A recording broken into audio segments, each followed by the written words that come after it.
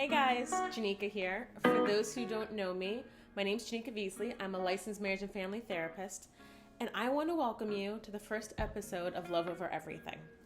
I'm super excited to be doing this. It is a space for us to talk about all things relationship, and really all things that kind of bring about healing in our relationships, right? Because sometimes we go through some stuff and it takes you through the ringer, and you need some place to air it out. You need some place to talk. And make no mistake, this is not a substitute for therapy. I so encourage you guys to get your own therapist so you can really have that individual one-on-one space. But for right now, this is just a space for us to talk and connect and share ideas and ask questions and maybe get some answers if I can help. So my goal is to do this and also talk about things in the media, in the news, things that may be kind of a hot button, a little bit of everything. So the title is, like I said, Love Over Everything. What this really talks about is it's a space that I was in after a really unhealthy relationship. And in my own healing, that's kind of what came up, right? Doing a meditation. I don't know if you guys have done it, but it's a meditation that Oprah and Deepak Chopra do. It's a free 21-day series, and I think each day he has a topic and he kind of guides you through it. It's so relaxing and so worth it. So if you have a chance to get one and to do it, I think they release them maybe a couple times a year. And so the one that really stuck out for me was when he was talking about when you strip away all the titles, when you strip away all the ways that we define ourselves, what's left? And so thinking about that, stripping away wife, friend, sister, daughter, mother, therapist for me, or whatever your career path is. All these titles and ways that we define ourselves and relationships that we define ourselves by, when you strip all of that away, what is it that you most believe in, right? What is the thing that you, that kind of gives you purpose, it gives you meaning? And for me, it was love. It sounds very corny, right? I know that. And I mean love in the sense of from one human being to another, not necessarily romantic, but love that I can care for you and want the best for you, without really knowing you. I don't need to know you to want the best for you. And so for me, that's kind of what stuck out and has been like a guiding principle for my life, is just love over everything and believing in love, from one human being to another. And I've had moments where clients have asked me, I've worked with young adults, and they say, why do you care? Why are you doing this? And I don't really know how to answer it without sounding so corny, but I just do. I want to see you do well. I care about your well-being because I love you. Just one person to another, nothing romantic, nothing creep, just love for a fellow human being, right? And so that's something that has really stuck out to me, has really been important to me. And it's kind of like the way I choose to view the world. I wanted to talk about something that many of us have heard of by now, seen, watched, the entanglement issue, I guess we can call it, with Jada Pinkett and August Alsina. I was going to talk about it from one angle, and I still might, but I've now seen the Red Table talk that she did with Will. And backstory with me, I adore Will Smith. I have loved him forever. So watching that was actually very difficult for me because I felt like you could see a lot of hurt. I remember when, this is so weird, when they were dating, right? I loved Will Smith so much that if I saw them in a magazine, I would rip Jada out of it. But don't judge me. I was a kid. I don't do weird things like that now. But I really felt for him in that interview. He looked like he was really struggling to sit there with her and ask those questions, and a couple of times not get clear answers, which has to be really difficult. Now, I respect the fact that they're both committed, right? In that transition, I get, the relationship isn't romantic and loving and all of that, but you're married and you're choosing to stay married. and switch to like a partnership. And that's kind of what she's saying happened at that time. I don't know about you guys. I didn't know that they were separating and planning on breaking up. I think they do a pretty good job of keeping things close to them and not having too much out. I mean, we've all heard the rumors of open marriages and being swingers, and they never really comment on that, right? So you're kind of in the dark, and I think this is really the first time they've talked about anything. And I think the only reason it happened is because August said something first, right? I don't think this would have ever come out if he didn't mention it in his interview with Angela Yee. And I feel bad for August. Jada is 20 years older than him, and it's not that these age gaps are uncommon. You see it a lot of times with older men and younger girls and younger women. You do see older women sometimes with younger men. I don't think you see it as often, or it's as talked about, but it does happen. And I normally wouldn't have an issue with that. Like, if you're in an open marriage, fine, that do you. Even if it was an affair, right? That's kind of your business. The fact that August brought it out now made it public knowledge and kind of everyone's business in a way. And so when they're sitting there talking about it, I felt like she didn't really take accountability. And as you get to know me, because I know some of you don't, accountability is big to me. Even if you're in the wrong, even if you can be wrong as two left shoes, own the fact that you hurt somebody. I'm not saying air your dirty laundry, right? But her phrase, oh, it was an entanglement. Girl, really? Because this interview started, or the table talk started, with how they knew August Alsina. And so together they were trying to get him some help, get him some resources. They said he wasn't in the healthiest place. I've read that he had some family issues and family dynamics going on, and he was just not well, right? And that's kind of how they put it. And I think what kind of struck me is at one point, Will refers to him as Og. Like, he has a nickname for this kid because he knew him, right? And I think that's why he felt so hurt and looked so hurt. But then at the time, they were separating, they were breaking up. You're helping this kid, and she said she wanted to feel good. She wanted to feel good about herself, and so this situation kind of happened.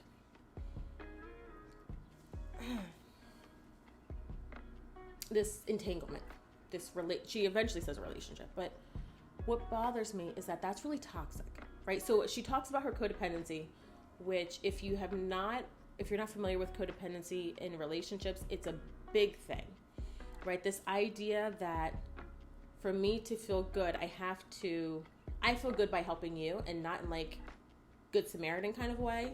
But the only way for me to feel good about myself is through you and through doing things for you.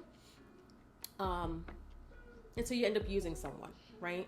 And so she felt good taking care of and helping him, but then it transitions to a sexual relationship because you want to feel better about yourself. So you used him. You used him for sex when he was in a really vulnerable place, and that's predatory. I don't really know of another way to say it rather than just to say it, right? And she's not doing that. She's not just saying it. And I think this helped her, and she kind of refers to it as helping her point out some of those codependent habits. But I think both her and Will were hurting at that time, and she turned to someone else. Again, I'm not actually mad about the affair.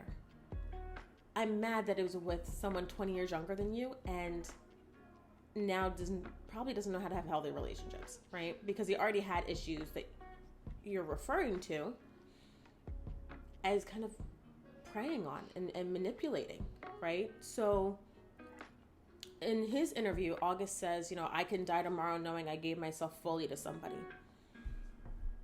Sir, you gave yourself to a woman 20 years your senior, probably had some mommy issues tangled up in that.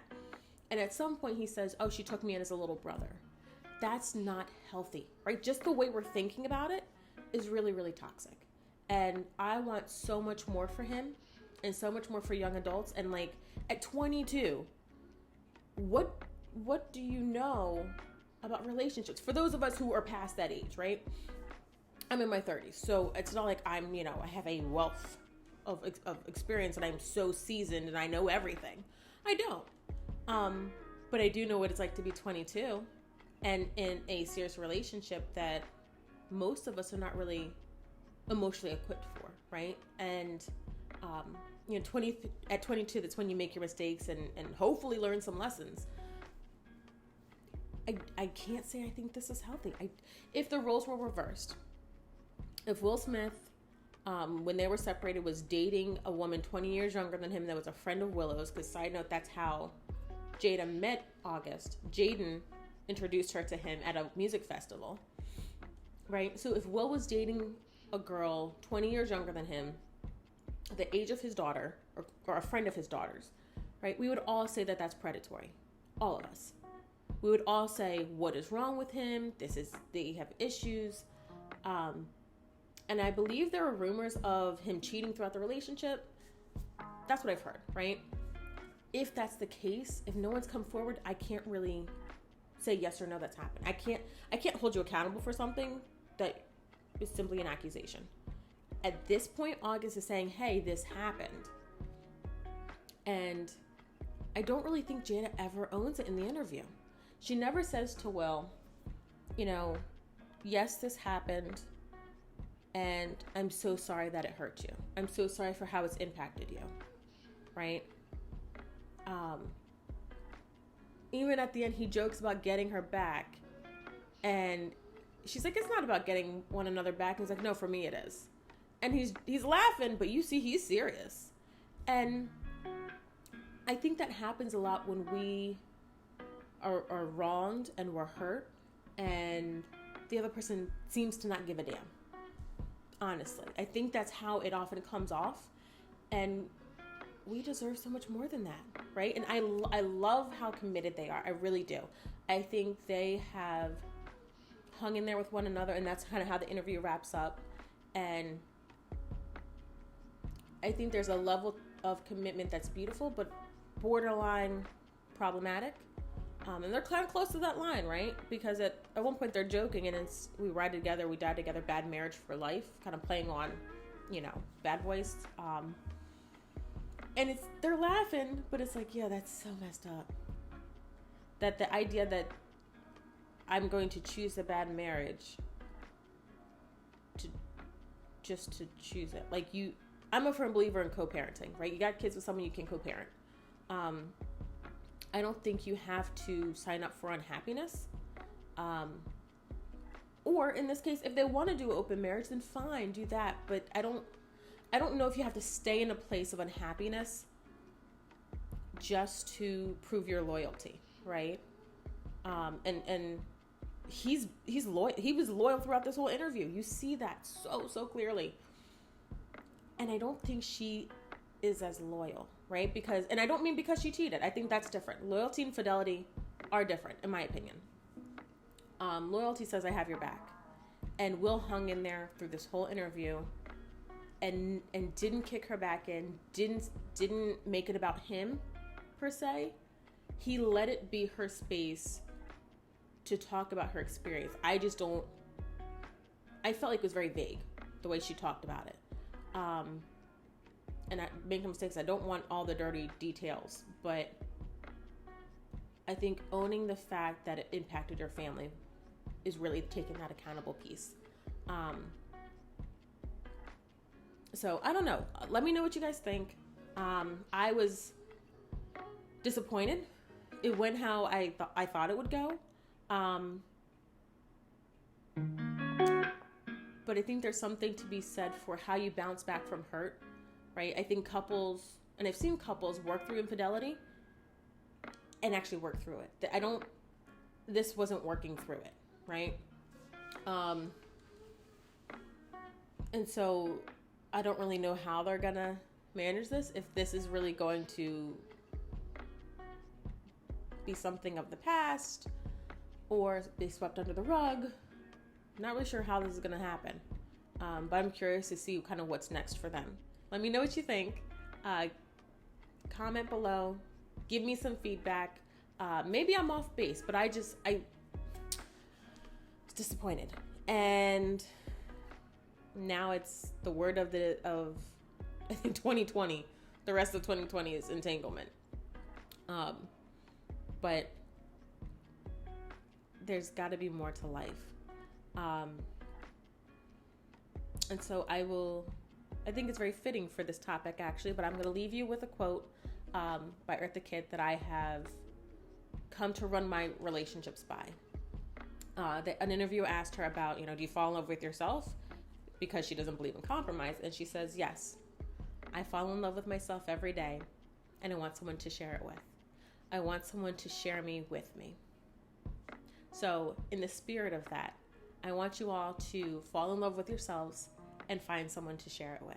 All right. I'll talk to you guys soon. Bye-bye.